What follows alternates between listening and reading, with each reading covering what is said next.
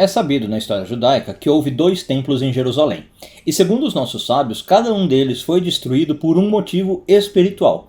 No vídeo de hoje a gente vai falar do primeiro templo, no vídeo de amanhã do segundo templo e algumas lições ligadas a isso. Eu sou Yair Alon e esse é o Zohar Diário.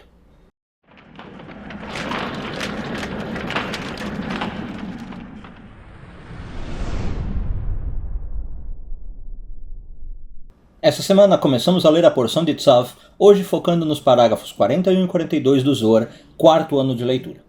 Antes de entrar no que eu falei na vinheta, queria fazer talvez uma pergunta, ou que você pode até estar fazendo. O que me importa, o que me interessa é saber que houve 2 templos em Jerusalém, sei lá quanto tempo no passado, 2000 anos basicamente no passado, e que eles foram destruídos. Bom, o que importa é se você entender que esses templos não têm nada a ver com aqueles templos históricos, e para nós na Kabbalah são um símbolo do nosso corpo. Então, quando a Kabbalah diz que houve um templo e ele foi destruído, isso é uma história humana, acontecendo hoje, com cada um de vocês que está me assistindo. Nós temos um templo para construir dentro de nós, esse templo é destruído, depois a gente tem que construir um outro, que é o segundo, ele é destruído e a gente tem que construir um terceiro. Então, quando a gente está falando aqui dos motivos que levaram à destruição do primeiro e segundo templo, a gente está falando de coisas que hoje você deveria evitar para evitar a destruição do seu corpo, do seu ser. Ok? Bom, e aí, segundo os nossos sábios, mais especificamente no Talmud, e o Zohar está trazendo isso, o primeiro templo ele foi destruído por 3 motivos. O povo tinha 3 erros que causaram isso. Eles tinham idolatria, imoralidade do ponto de vista sexual, não outros tipos de moralidade, é a sexual, e derramamento de sangue. Então, olha que interessante. Primeira coisa também, outra coisa aliás para falar, é o seguinte, o Zohar diz que qual é o grande prejuízo de você não ter o templo? Que você não pode oferecer sacrifícios. E os sacrifícios são as coisas que nos conectam com Deus. A gente viu, se você ainda não assistiu a série de vídeos da semana passada, da porção de Vaikra, fala bastante disso.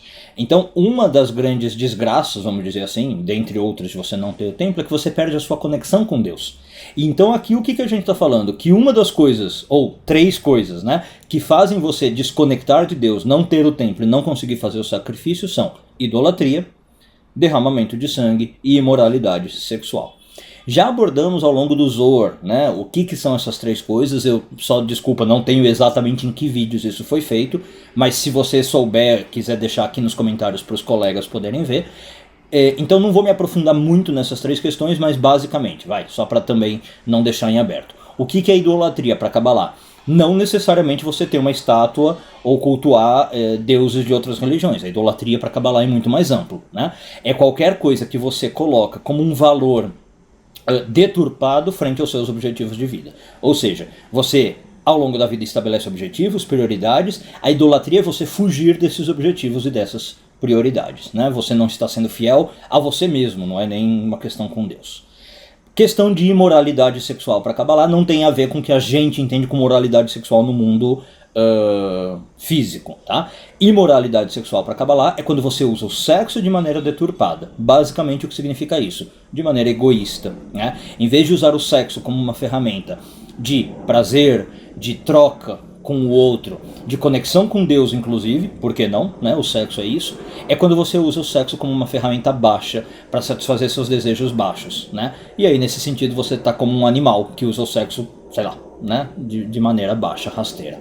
Então é tentar fazer o sexo de uma maneira elevada e não de uma maneira baixa. Isso seria a imoralidade sexual. E o derramamento de sangue, de novo, também não tem nada a ver com você ir lá e matar alguém. Provavelmente você que está vendo esse vídeo nunca fez isso. Mas os outros derramamentos de sangue simbólicos provavelmente você já fez.